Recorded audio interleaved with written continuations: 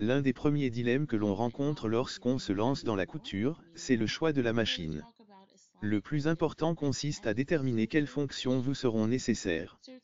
Il n'est pas utile de partir sur un modèle trop sophistiqué si vous n'êtes pas certaine que la couture vous plaira. Mais gardez également à l'esprit qu'une machine bon marché ne sera pas toujours une bonne affaire. L'idéal c'est à la fois une machine simple d'utilisation et proposant suffisamment de possibilités pour vous permettre de progresser. Pour bien choisir sa machine à coudre, il est important de prendre en compte ses désirs créatifs et le temps que l'on souhaite y consacrer, occasionnel ou régulier, reprise, habillement, décoration, patchwork, broderie ou encore le type de tissu que l'on souhaite travailler. Vos projets vous guideront dans le choix de votre machine à coudre. Quel que soit le budget que l'on souhaite investir ou l'usage que l'on attend de sa machine à coudre, elle doit proposer les points de couture de base, points droits, points zigzag et boutonnières, de préférence automatique en un temps, à défaut en 4 temps.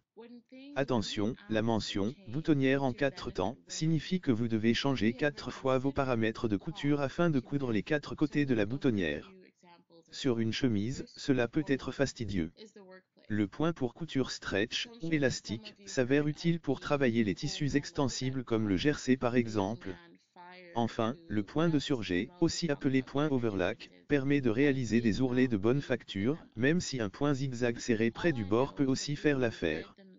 La machine à coudre doit proposer un minimum de pieds presseurs, ou pieds de biche, 4 dans l'idéal, un classique, un pour les fermetures éclairs, un pour les boutonnières et éventuellement un pose-bouton, pour cadrer les boutons. And passing this out as a memo in your workplace should be obvious to anyone that that's a bad idea.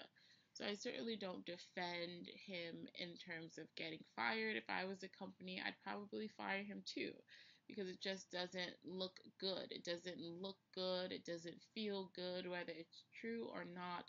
The question would be more about, is it appropriate in that format in the workplace? In a private conversation, even a conversation with colleagues who wanted to have that conversation, but to send that out to the company doesn't really look appropriate. So I'm definitely not defending him on that front. However, the biological differences that he pointed out, and again, I didn't read that memo specifically, so I'm talking about biological differences in general. If